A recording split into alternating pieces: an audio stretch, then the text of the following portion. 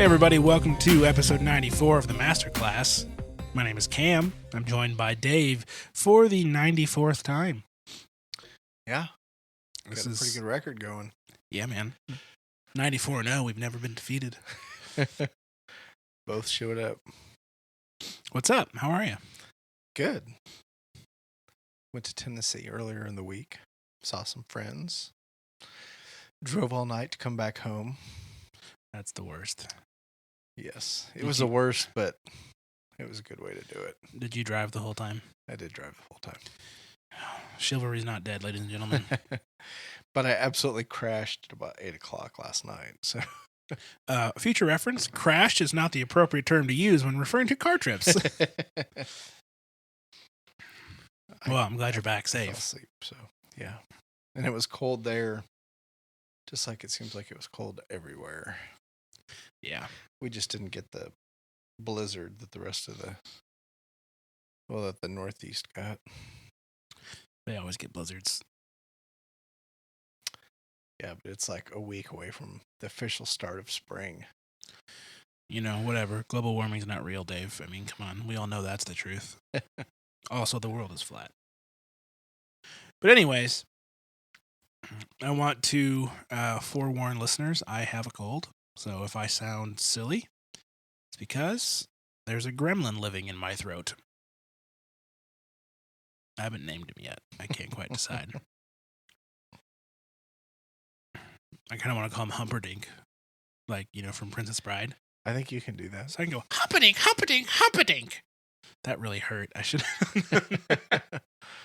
All right, Dave. You have something important to tell us. Why don't you do so? I do.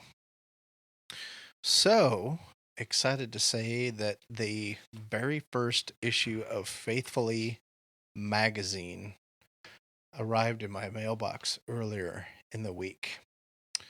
So we would encourage all of our listeners to go and check out Faithfully magazine. You can do so at faithfullymagazine.com. And really the purpose, the audience behind this magazine is Christians of color. But I will tell you this, I have already found it extremely beneficial. Myself, I am particularly enjoyed the article on the church and slavery, a very convicting perspective on that there. And then there are a whole bunch of other, I mean, this is like it's got some good, it's not a thin, can't think of the word I was looking for, but No, it's got some girth to it. got some growth to it. So please check it out. In addition to that, we are fortunate enough to be in there with an ad for the Masterclass and Super Mega Corp. So if you check out page 40, once you go to faithfullymagazine.org or .com and check out the first issue, you can see our ad in there as well. But more than just our ad being in there, this is a very, I think, worthwhile cause, giving voice to Christians of color. And as a dad of a black child, I am continuing to learn more and more about what I don't know, and the paradigm, the lens through which I view the world is constantly being challenged and changed, and just that realization of my little narrow view of the world is not all that exists of the world. And so I highly encourage everybody to check this out and just thank you, the opportunity to have a half page in there talking about or pointing people to the Masterclass. So Yeah, it's really weird to see it in print. I just saw it for the first time before we started recording. It's pretty neat. Yeah. And we're hoping that some of you have found us because of that. And if you're here because of that, welcome. And thanks for checking us out. Indeed. If you want to say hi on Twitter, you can. That'd be fun. That would be fun. Great way to meet new people, you know? through magazines. Who knew? Print is not dead, Dave. No, print is definitely not dead. I would. Maybe we should quit podcasting and write a magazine. I'm sure it's just as easy. Yeah. Totally kidding. Totally kidding. I'm sure they have worked their appropriate word entered here off to get this up and going. They did a Kickstarter project, which is how you found them. Yes. Yep. And even getting that funded is a massive amount of work. Yeah. And then to actually then go through and write and edit and, build the team and lay it out and, quadruple check it for typos and all that stuff. Lots and lots and lots of work. So kudos to Faithfully Magazine for getting their project funded and getting their project started, and wish them the best. And super cool that we got to be part of the first episode or first issue, and glad that we can work together in different ways, but towards the same common goal of getting people to openly discuss God, the Bible, Jesus, culture, religion, all that sort of stuff, politics. Yes. Very cool. Yeah, and I was very excited to get this copy in the mail, and I just can't even imagine what it would be like to be the person that put this together and be like, I've got this concrete, something tangible for all my work and all my efforts. So good job. Way to go. Very cool. Yeah, we just get digital files we can't even hold. No, I know. I can't even print them off. So sad. Yeah. All right. Well, that's that. I feel like we should move on. That'll work. All right. We are still in Matthew 26. Yes. And we're getting close to the climax of the story. So, Dave, would you do us the honors, sir, and read our passage for today's episode? Sure. We're at Matthew 26. We're going to do verses 30 through 46. And basically the first part is Jesus foretells Peter's denial. And then we have the Jesus prays in Gethsemane. And, well, we'll just jump in and discuss. So here we go. And when they had sung a hymn, they went out to the Mount of Olives. Then Jesus said to them, "You will all fall away because of me this night. For it is written, I will strike the shepherd, and the sheep of the flock will be scattered. But after I am raised up, I will go before you to Galilee." Peter answered him, "Though they all fall away because of you, I will never fall away." Jesus said to him, "Truly, I tell you, this very night, before the rooster crows, you will deny me 3 times. Peter said to him, "Even if I must die with you, I will not deny you." And all the disciples said the same. Then Jesus went with them to a place called Gethsemane, and he said to his disciples, "Sit here while I go over there and pray." And taking with him Peter and the 2 sons of Zebedee, he began to be sorrowful and troubled. Then he said to them, "My soul is very sorrowful, even to death. Remain here and watch with me." And going a little farther, he fell on his face and prayed, saying, "My Father, if it be possible, let this cup pass from me. Nevertheless, not as I will, but as you will." And he came to his disciples and found them sleeping. He said to Peter, "So you could not watch with me 1 hour? Watch and pray that you may not enter into temptation. The spirit is indeed willing, but the flesh is weak." Again, for the second time, he went away and prayed, "My Father, if this cannot pass unless I drink it, your will be done." And again he came and found them sleeping, for their eyes were heavy. So leaving them again, he went away and prayed for the 3rd time, saying the same words again. Then he came to the disciples and said to them, "Sleep and take your rest later on. See, the hour is at hand, and the Son of Man is betrayed into the hands of sinners. Rise, let us be going. See, my betrayer is at hand." All right. Thank you, sir. Welcome. All right. Let's jump in here. So, we're fresh off the heels of the Lord's Supper. So he's already, we've found out that Judas is going to betray him. They did the Lord's Supper anyways. Then he tells Peter that he's going to deny him. And then Jesus prays with them anyways, or tries to at least. And I think one of the most noticeable things to me about this is Jesus's insistence on staying the course with these people, even though he knows they're all going to bail. Yes.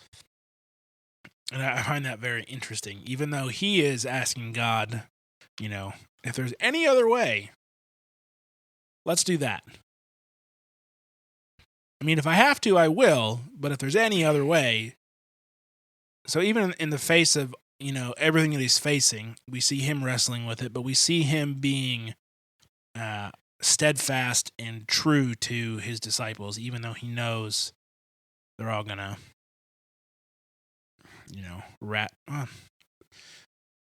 scatter like roaches, I guess is the word. Yeah. Or the phrase. And I just wonder what that tells us about him.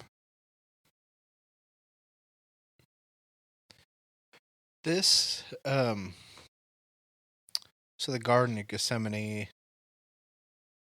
for me, has always just really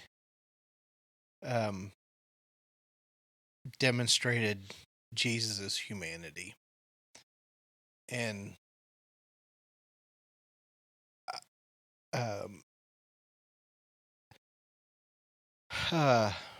just this, just this agony that he's experiencing, and just wrestling with God, and this desire. Well, he doesn't want. I mean, he doesn't want to drink the cup, quote unquote. If it can be taken away from him, he wants it taken away from him. And then just even like kind of what you're talking about, there's this, when he's talking to Peter and his denial of him, there's this divinity piece of, I know you're going to betray me 3 times before, but then in the Garden of Gethsemane, there is this,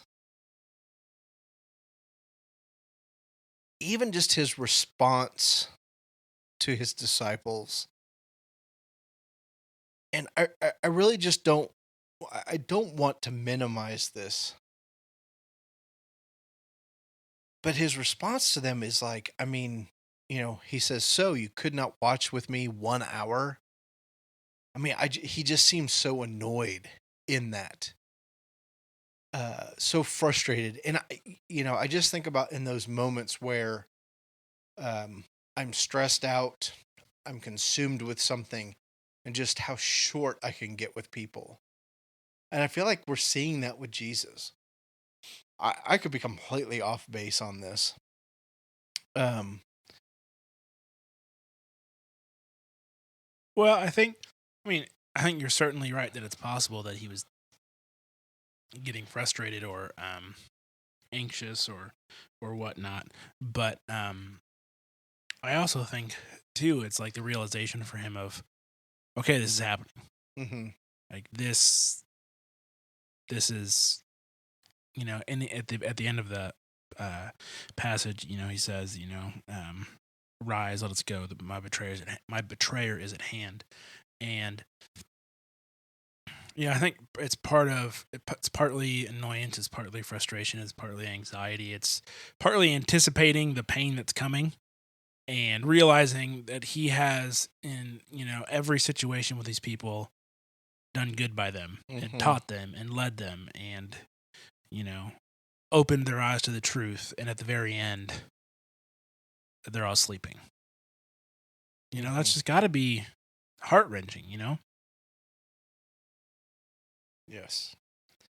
Another thing that just kind of stands out to me, kind of a random thought here, is and I don't know who said this, I don't know when it was said, but I remember hearing that by adding God, if it's your will, to the end of our prayers, that was a bit of a cop-out. That like we should pray with boldness, we should claim what we know to be true, and all this kind of stuff. And I'm like, yeah, here's Jesus in the defining moment of why he came, not wanting it. I mean, he doesn't want it. I mean, he's like praying, God, let the cup pass from me. Nevertheless, not as I will, but as you will. And I think there is that. There's just a surrender here, and again, I don't know what my hangup is on this, but I sense in this surrender, it is truly the human flesh side of Jesus that is surrendering, and it's not this divine moment completely of, well, he knows what the good's going to come and all that kind of stuff. I just think he is fully in that. Just, I don't want to do this, but God, I surrender to your will. And for me, it's just one of those illustrations of the relationship that exists between Jesus and the Father, and truly Jesus submitting to the Father's will while he is fully man and he is fully God. And I don't know, to me, there's just so much going on here that we can't even begin to comprehend it. But this is truly one of those moments where I'm like, I believe that Jesus understands what we go through much more than we probably even can understand because of this experience that's happening right here. I would be interested to know where you heard that. Yeah, statement. I really don't remember. It seems, I mean, out of context, it seems like a name it and claim it thing. It seems like a control thing, both of which are the opposite of surrendering to God's will. So yeah, very interesting. I want to focus on the prayer section of this passage. So what I also find interesting is that he brings them with him, but then goes off by himself to pray. Yeah, I agree.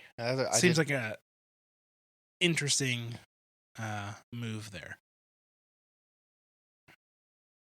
And I'm not sure, like, I get that he's having this very, personal and very troubling discussion with God. But he tells his friends, my soul is very sorrowful, even to death. But you stay here and watch while I go over here and pray by myself. And I feel like, I don't know what I feel. It just seems like perhaps he could have opened up to them about it. I don't know what was really going on there.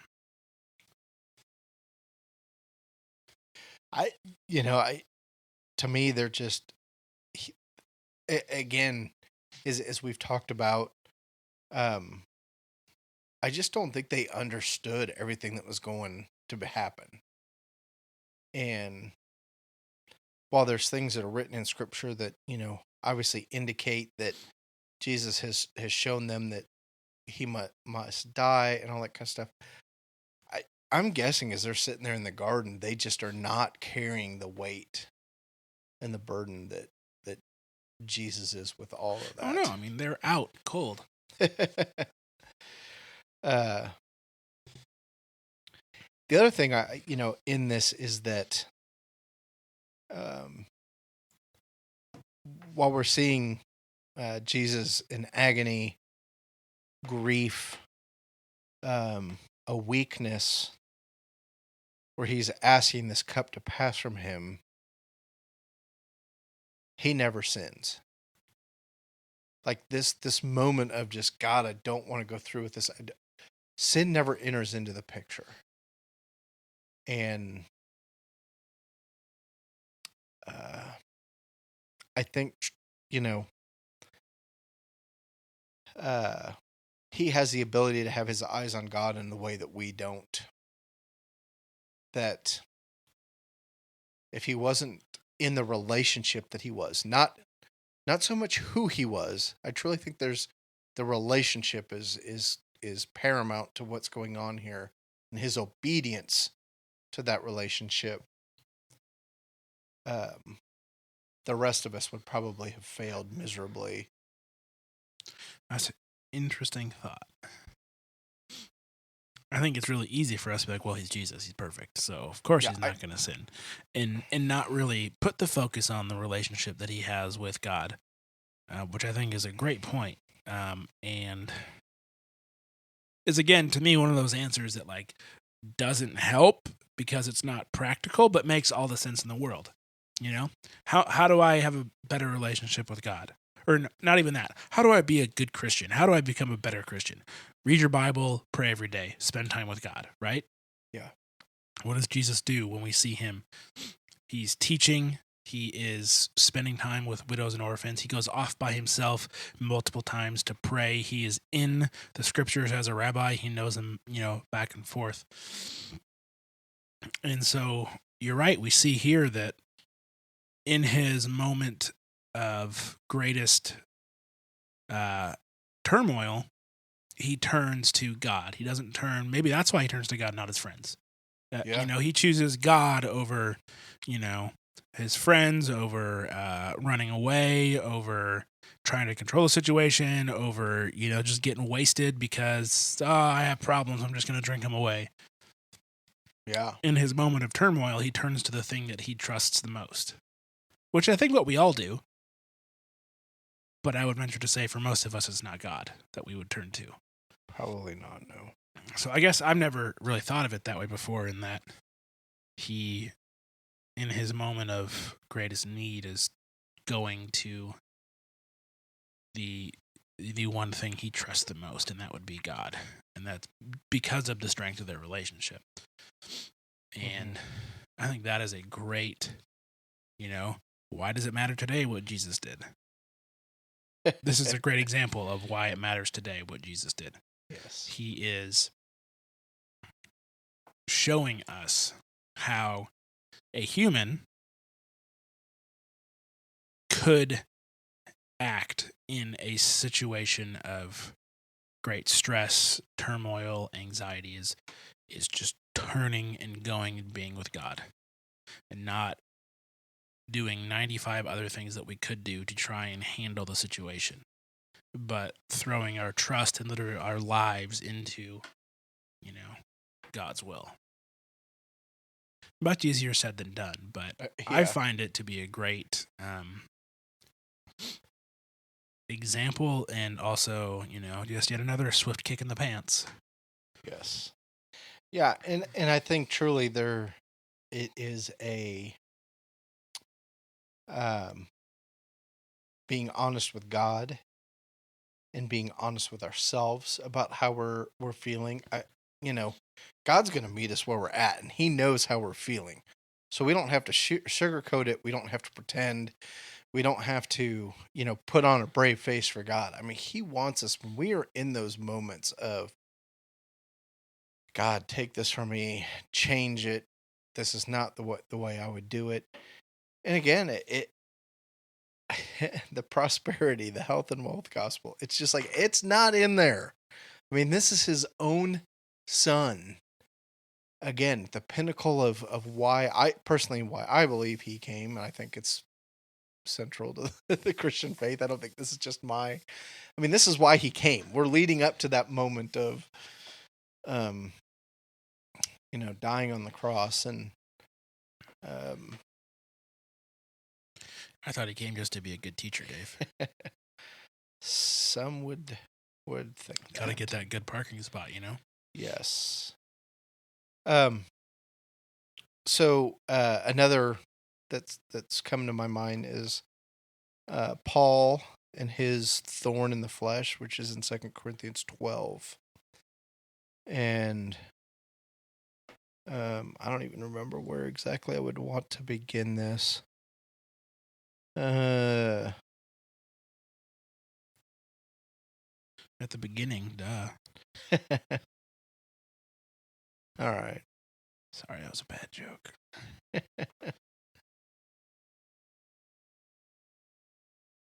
I guess I'll just because I think he says 3 times, right? So 12:7 is where I'm going to start. So, to keep me from becoming conceited because of the surpassing greatness of the revelations, a thorn was giving me in the flesh, a messenger of Satan to harass me, to keep me from becoming conceited. 3 times I pleaded with the Lord about this, that it should leave me. But he said to me, my grace is sufficient for you, for my power is made perfect in weakness. Therefore, I will boast all the more gladly of my weakness, so that the power of Christ may rest upon me. For the sake of Christ, then, I am content with weakness, insults, hardship, persecutions, calamities, for I am weak, and I am strong. And so here's Paul going to God saying, take this from me. We don't really ever know what Paul's thorn in the flesh is. A lot of speculation, I suppose, on that. How funny it would be if it was actually a thorn that he just couldn't get out. No, guys, it really was. It was a thorn. Oh, wow, that's crazy. Who knew? Who knew that you could be so literal, Paul? Jeez. But the thing in that is verse 9, my grace is sufficient for you, for my power is made perfect in weakness. And as I think about myself and I think about the way I do life, the way I do Christianity, the way I exist in this world, boy, I don't like to admit my weaknesses. I don't like to admit my vulnerability. I don't like to operate from that perspective. I like to present this image that I have my together and that I do everything the way I should. And the reality is that it's just not me. And it's hard for me to admit that I'm not as strong as I like to believe I am, especially when it comes to being a husband, to being a dad, and how I interact with my family and provide for my family. Yeah, I don't like to admit my weakness.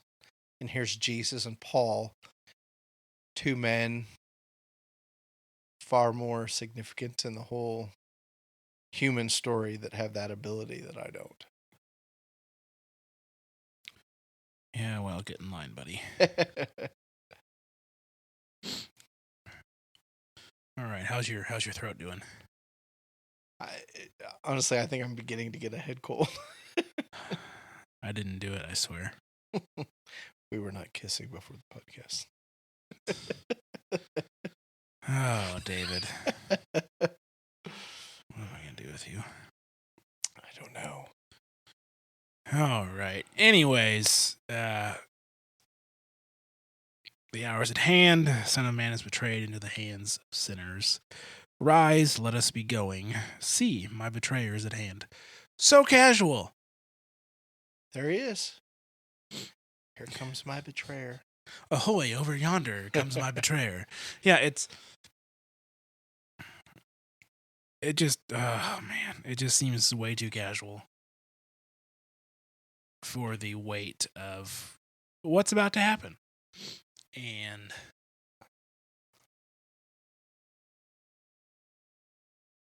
I am jealous at this point of Jesus' ability to chill. And I'm a pretty chill guy. That is true. I'm excitable when, cool things happen, but I'm generally pretty chill. And here Jesus is, about to get handed over to a mob intent on killing him. And he's just like, all right, let's get up. Here they are. Oh, by the way, did I mention that he was one of the disciples? Like, I don't understand how he's so relaxed. I had this thought of just maybe it's not a bad thing to be vulnerable before God, but then in the moment of what we're called to do, to kind of have that, I've just wrestled with this. I've just been totally vulnerable and honest with God.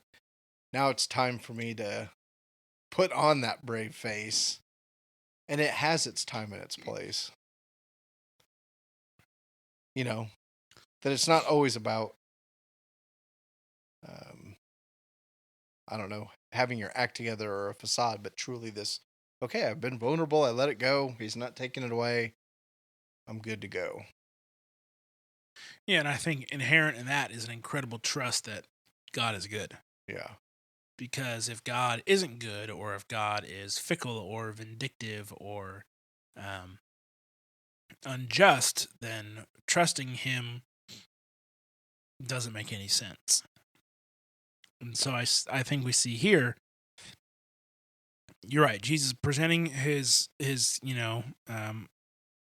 desires to God, God not budging, and then Jesus saying, okay, I trust you. Even though this is going to be really brutal and not cool, I trust in your goodness. I trust in your justice. I trust in your ability to do what is right, that I'm just going to roll with it. And I think that is incredibly indicative of a rock-solid relationship. And I think reflects incredibly well upon the character of God. Because how would it reflect on God if his son was like, nah, JK, and just like bzz, lightning bolts everyone and then takes over, I'm assuming he can shoot lightning bolts out of his fingertips like Emperor Palpatine. I would say he could if he needed to, yes. That's a fun party trick. But, he obviously he doesn't, and he continues on and does what he does not want to do. And then, the rest is history, as they say. So he went with Peter and the two sons of Zebedee. Sons of Zebedee. Andrew? No? James and John, right? Is it James and John? I don't know. No, it's not like, I have a degree in this or anything. Let me ask the internet. Sons of Zebedee. Sons of Thunder. Mm-hmm. Yeah, James and John. Okay. Boom. Because that's his inner three. James, John, and Peter. Petros, yes. Okay, so... I said it in Greek. Doesn't that make me sound cool? Did you say... What'd you say? Petros. Okay. It means rock, but it's also Peter. It's also a Christian rock band. Petra. Why did you bring them up? I don't know. I have no idea where I'm going with Going in the show notes. Yes. I went to school with Petra's guitarist kid. Oh, really? Super interesting. Really? That's the nice way of putting it. So, I know what I was going. So we have Peter, James, and John. Gospels were written by Matthew, Mark, Luke, and John. What an interesting thing to write about. Because if they were not there, I just think about that. I've just had this like kind of vision of just Peter talking about this and conveying it to the others. Because this would be a very humbling just time for all three of them, but I think Peter in particular. I think Peter had to eat a lot of crow Yeah. after all this. I like Peter, though. I wish I was more like Peter. I wish I was willing to put myself out there and then kind of go, okay, maybe not. Just kidding. And then, so that was, I don't know, just kind of a interesting thought for me of just the author, that the person that wrote this was not there when this happened, so it clearly had to be conveyed by the three that were there. Well, they were all in the garden, and then he took them away. them a But little still, further even away. in that. Yeah, so they were like the outer rim. Now, obviously, Luke wasn't there because he wasn't a disciple, but Yeah. he was a very, very good journalist. Got all those sources and then mentioned them in his text. I think everybody copied him. Oh, you think Luke was the first gospel? I don't know. Yeah. It was probably Mark. Well, I know it was probably Mark. I've always felt like it was Luke, but that's like. Well, I mean, we were all there, so we can totally know for sure. Yes. Yay, textual criticism. God, do not miss those classes. Holy cow. The Jesus seminar, those yahoos. All right. So we have Peter making 3 requests and getting his answer. And then I mentioned Paul getting his 3 requests and then kind of getting an answer. Is there something magical about making 3 requests? And if we've made our 3 requests, that's all we get? And... Yeah. Have you never seen Aladdin? You get 3 wishes, man. 10,000 years give you such a crick in the neck. Yes. Great big power. Itty bitty living space. Or whatever it was. I can't remember. Oh, Totally man. butchered that. Yeah, it's okay. So, truthfully, is there something magical about making 3 requests, or something biblical or something holy about making 3 requests? And if we don't get an answer after 3 requests, we're done. I don't know. I mean, there's 3 people in the Holy Spirit, but that doesn't really have to do with granting wishes. No. I don't know, Dave. Maybe that's something that we can ask our listeners to write in about. If they want to do that, how could they? They can email us at hello@supermegacorp.net. They can reach us on Twitter. You are at Cam Brennan. Mm-hmm. I'm at David J. Hogue. Middle initial sounds so professional. Yes. It's either David J. Hogue or Dave Hogue. It's one or the other. Well, it's... You either have the David with the J. Oh, you can't just be David Hogue? Then it's, or it's Dave. Oh. Very well, then. So, what was there? Was there another way they can reach us? I can't remember what I mean, they can go to Patreon if they want. They could do that. Patreon.com/SuperMegacorp. That's, it's a cool way for us to give you guys fun rewards, and then you guys can give us small amounts of money. Absolutely. Yeah. Sorry, my brain is like shutting down big time right now.